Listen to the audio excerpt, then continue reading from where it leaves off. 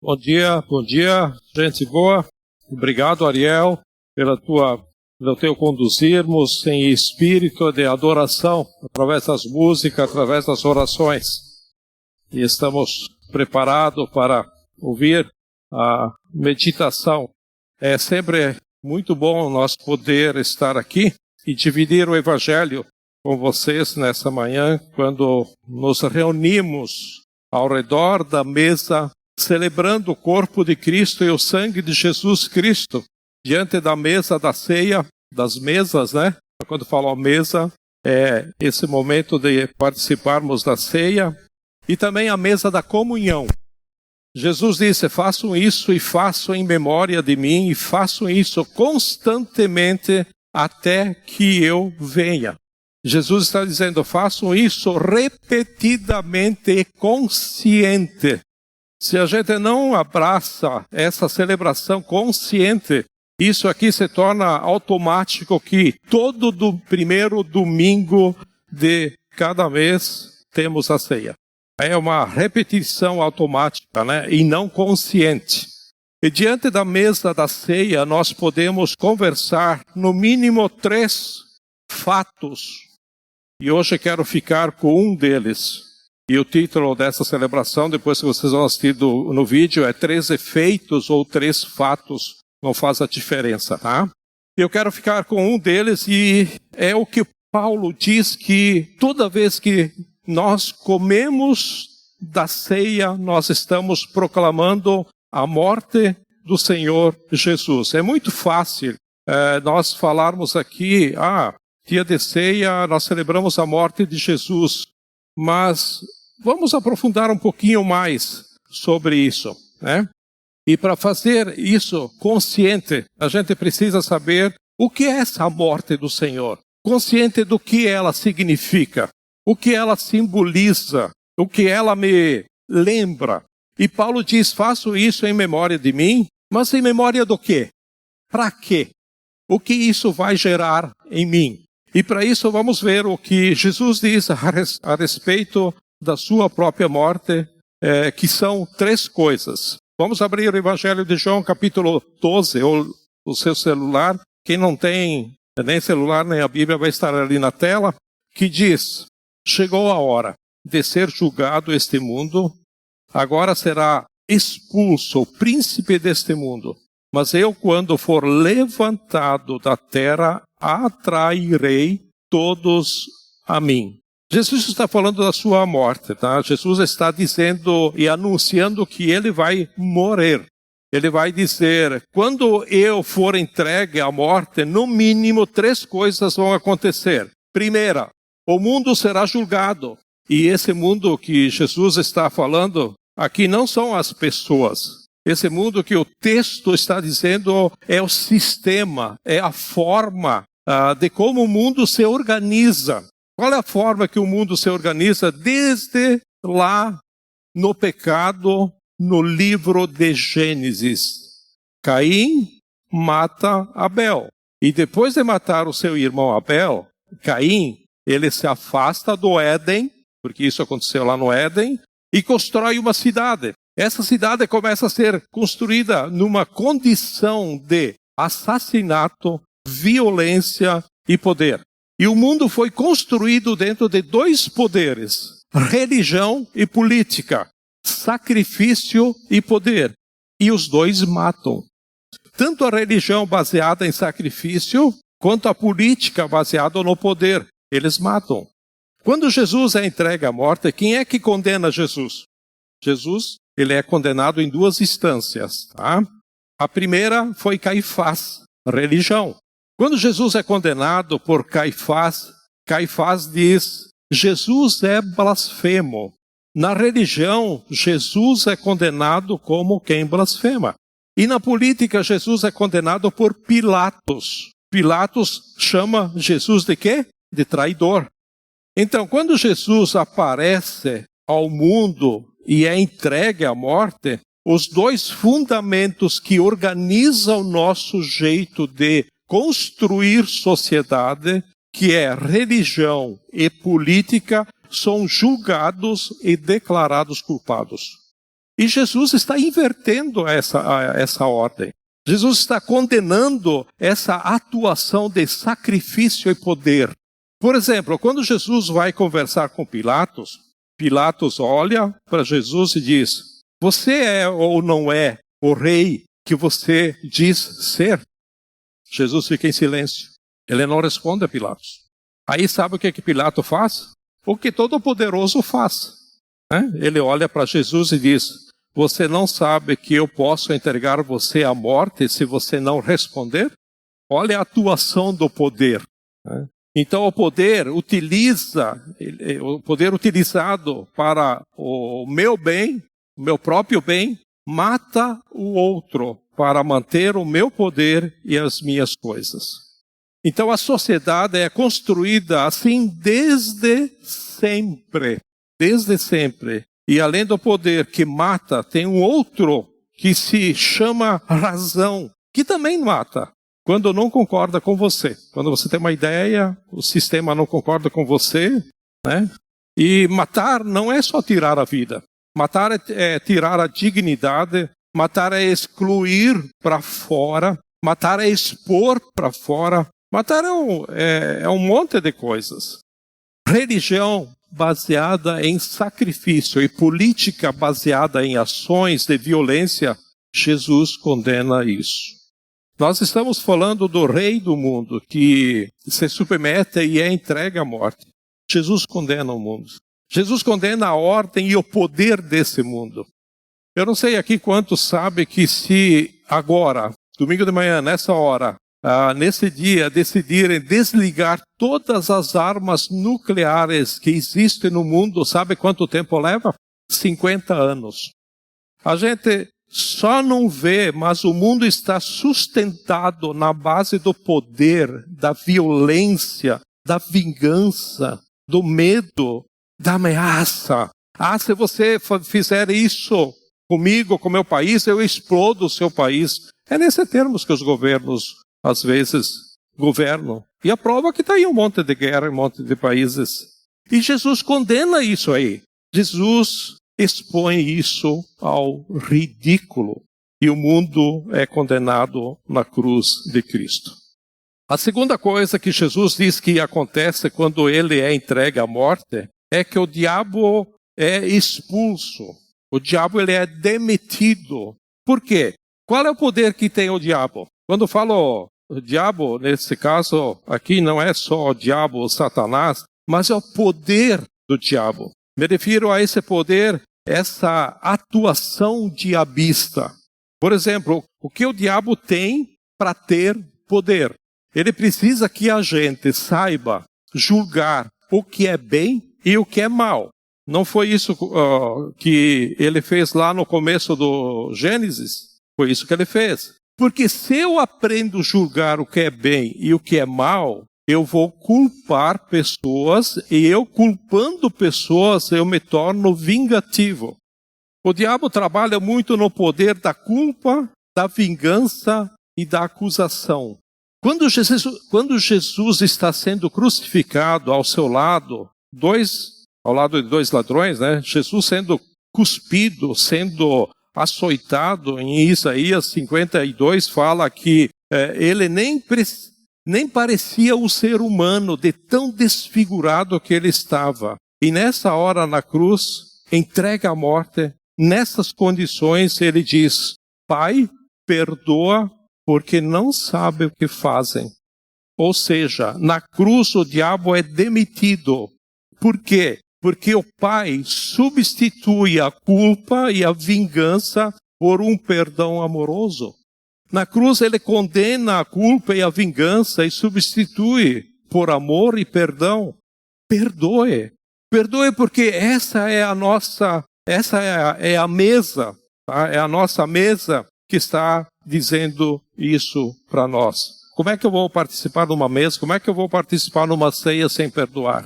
Quando se aproximarem da mesa do Senhor, lembre-se da sua morte, a morte de Jesus, onde ele condena essa condição de poder e sacrifício. Ele condena essa condição de quem pode mais, manda mais. E quem não obedece deve ser arrancado pela cruz. Ele condena essa condição, que diz para nós que culpar o outro e ser vingativo é o único jeito de construir sociedade. Jesus começa a antecipar um novo mundo, uma nova realidade, que se organiza em volta da cruz e da mesa da comunhão. A culpa e a vingança são substituídas pelo amor e perdão. Amar e perdoar e não culpar e se vingar. A terceira coisa que Jesus diz, o que acontece quando ele se entrega à morte, é que atrai todas as pessoas para ele. Nós lemos no versículo 31 e 32. E 32 diz: mas eu, quando for levantado da terra, atrairei todos a mim. E aqui entra o ponto máximo da igreja de Jesus no mundo, né? O que é a igreja? Você pode pedir. Somos nós, mas a função dela, a igreja é a comunidade de pessoas que acreditam que o perdão vence a vingança, que acreditam que o amor vence o ódio. A igreja reunida começa a se tornar santa e se torna uma nova sociedade, de um novo jeito de se construir relações. Então a igreja que se organiza em volta da mesa da comunhão, ela começa a mostrar para o mundo uma nova possibilidade. O que é essa possibilidade? A possibilidade são as pessoas reunidas em volta de Jesus, que seguem a Jesus. Essas pessoas se tornam hoje uma antecipação do que será uma sociedade que ama e que se perdoa. E na mesa da comunhão vai ter gente que a gente não gosta, né? Por exemplo, você olha para alguém e pensa que eu não simpatizo, eu não me entroso bem com aquela pessoa. Não consigo conversar 3 minutos com aquela pessoa. Mas estão na mesma mesa da comunhão. Você não está tentando excluir ela e ela não está tentando excluir você. É como se o mundo olhasse e dissesse: mas aquilo é possível? Dá para viver assim? Como é que vocês conseguem viver assim? E aí a igreja, nós, povo, podemos responder, porque a gente participa da mesa da comunhão e no centro da mesa está a cruz de Cristo. Porque na mesa da comunhão nós proclamamos a sua morte. E quando Jesus morre, ele condena a atuação do poder e do sacrifício, onde ele substitui a vingança, a culpa pelo amor e perdão e destrona o poder do diabo. Por isso que o Tiago, ele diz, resistir ao diabo, né? O que é o diabo? É esse negócio, é essa vontade que vem falar para você, acusa, culpa o outro, se vinga. A culpa é dele, não é sua. O diabo diz para que você é o centro do mundo e tudo tem que girar em torno de você. Você é o tal. Esse é o espírito do diabo.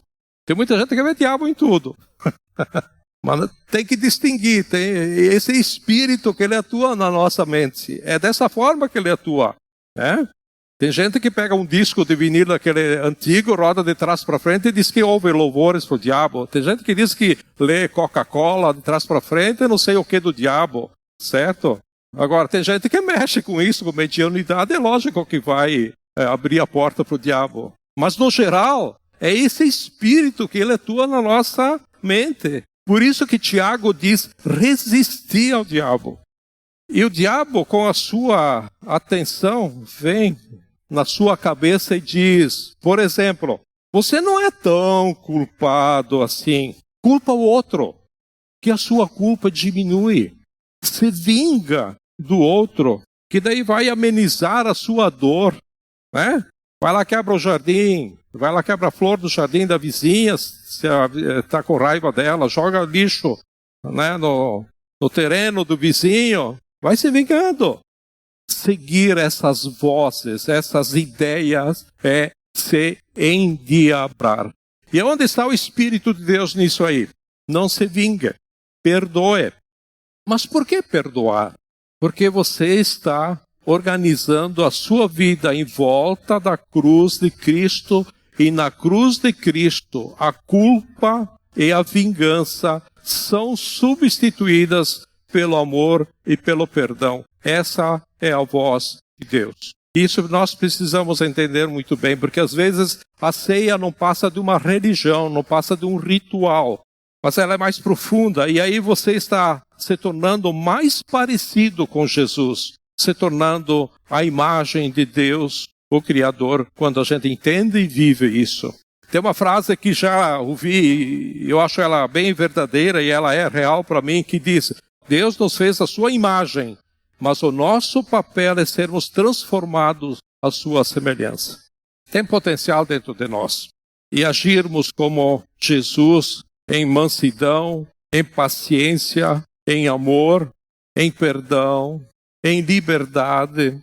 É nossa responsabilidade de botar a mão nesse potencial e transformar em manifestação. Como faço isso? Seguindo Jesus. Como? Criar hábitos.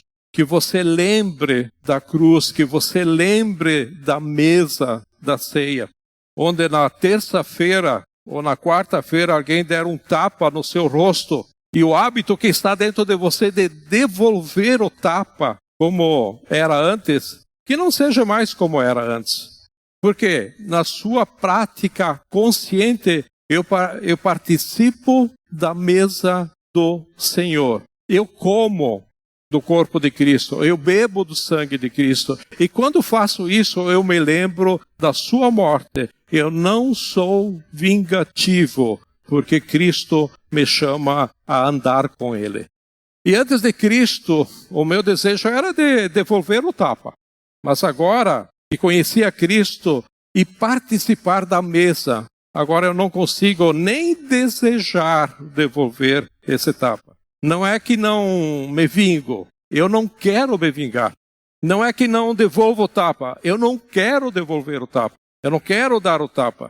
E é isso que Paulo diz em Efésios, no capítulo Paulo, o apóstolo Paulo diz o seguinte: aquele que roubava, não roube mais. Pelo contrário, trabalhe. E com o seu dinheiro, ajude quem está necessitado. Então, não é só parei de roubar. Parei de roubar, eu me seguro para não roubar. Não, parei de roubar e vou trabalhar. Eu não quero mais roubar. Eu não desejo mais. Então tem coisas que só a bondade e a sabedoria de Deus, sabendo que somos seres humanos, precisamos de hábitos. E esses hábitos nos dão caminho para nós. Agora, se você não faz hora silenciosa, se você não lê a Bíblia, se você não ora e por vezes não vem nem na ceia, que hábitos você vai criar? Que caminhos você vai ter? Por exemplo, a ceia. A ceia não é religião. A ceia é Deus trazendo à minha memória o que é a cruz de Cristo. E fazendo isso repetidamente, essa cruz me forma, me transforma. O sábio diz, primeiro nós formamos os nossos hábitos, depois os nossos hábitos nos formam. Os hábitos são 95% das nossas ações todos os dias. Você para e pensa na segunda, na terça, na quarta e assim vai. Você repete todos os dias os mesmos hábitos. Sabe quantos são esses hábitos? 95% das nossas ações ou hábitos repetimos todos os dias. E o meu convite é que mudemos nossos hábitos. Damos espaço para Deus. E a ceia é o primeiro convite para isso. Lembra que Jesus disse, faço isso em memória de mim até que eu venha. Mas Jesus, por que até que o Senhor voltar? Porque toda vez que você participar da ceia, você vai lembrar do que eu fiz. E esse hábito, no centro da cruz de Cristo, isso vai formar, isso vai transformar você. Você pegou esse potencial que é Cristo em você e você transformou esse potencial em manifestação. Aí você se torna uma pessoa semelhante a Jesus. O desejo de Deus é que sejamos pessoas à semelhança de Jesus. Porém, não é Deus que tem a responsabilidade de nos moldar, mas são as nossas escolhas diárias. Deus mostra o caminho, mas as escolhas são nossa responsabilidade. E para encerrar, eu quero ler o que Paulo fala sobre a morte de Jesus, em Colossenses, capítulo 2, de 13 a 15, vai estar aí na tela, que diz: quando vocês estavam mortos em pecados e na incircuncisão da sua carne, Deus os vivificou com Cristo. Ele nos perdoou todas as transgressões e cancelou a escrita de dívida que consistia em ordenanças e que nos era contrária. Ele a removeu pregando-a na cruz. E presta atenção agora nisso aqui, ó. Tendo despojado os poderes e as autoridades, fez deles um espetáculo público, triunfando sobre eles na cruz. Ou seja, poderes e autoridades. Essa atuação se chama de potestade. Potestade do poder, potestade da violência. Potestade significa o poder do mal sobre os outros. Por exemplo, o que você acha onde um ser humano mata o outro para ter o domínio das vendas de drogas? Só na Serra, aqui na nossa região, no Rio Grande do Sul, no primeiro semestre desse ano, de janeiro a julho, nós já estamos em setembro, tá? Teve 128 mortes matadas.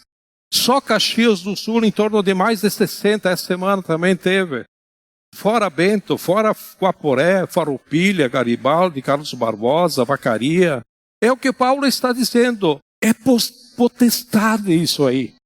E o versículo 15 diz, Jesus despojou. O que é despojar? É tirar a roupa. Despojou os poderes e as autoridades. Fez deles um espetáculo público, triunfando sobre eles na cruz. Presta atenção nisso aqui. Paulo aqui está usando a linguagem da época, tá? E na época, quando Roma conquistava um novo território, um novo país, o que eles faziam? Os soldados romanos pegavam os líderes, os generais, deixavam eles nus, pelados, tá? E voltavam para Roma com eles amarrados lá atrás das suas carroças, pelados, passando vergonha no meio de Roma. Paulo está falando, vocês assistiram, porque vocês vivem aí, no caso aqui de Colossenses, né? O que acontece com os líderes de outros territórios quando Roma toma o poder. Tiram a roupa deles e fazem deles um espetáculo público. Por que fazem isso? Porque Roma triunfou e quando Roma triunfa, os líderes são expostos. Paulo está falando o que acontece na cruz com isso. Na cruz, Jesus despojou todos esses poderes. Na morte de Jesus, ele tira a roupa desses poderes, dessas autoridades, né? Dessas potestades. E mais do que isso, agora ele expõe esses poderes e autoridades ao ridículo, porque perderam o seu poder. Então, a morte de Cristo na cruz tem uma significância muito grande.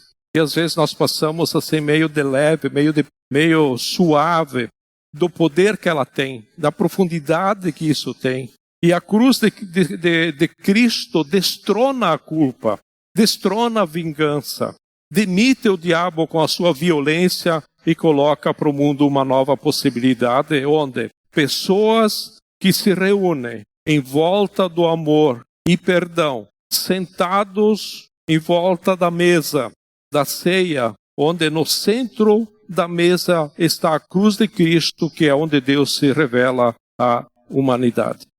Agora, imagina se toda vez que sentar para comer, a gente lembra disso tudo. Isso vai nos transformar. Por isso, quando quero convidar você agora a ceiar com esse coração, com esse entendimento, com esse espírito, não só ceiar hoje, aqui, agora, mas na sua vida. Como você pode transformar numa prática, consciente, e repetir na sua memória a cruz. Trazer à sua memória tudo o que pode te transformar e me transformar, direcionando o seu amor a Deus, que nós amemos a Ele de todo o nosso coração, de toda a nossa alma e de todo o nosso entendimento. Por isso, a mesa da ceia é um dos momentos de todo esse nosso amor. Que nós amemos uns aos outros e a Deus acima de tudo e de todos, e que assim seja.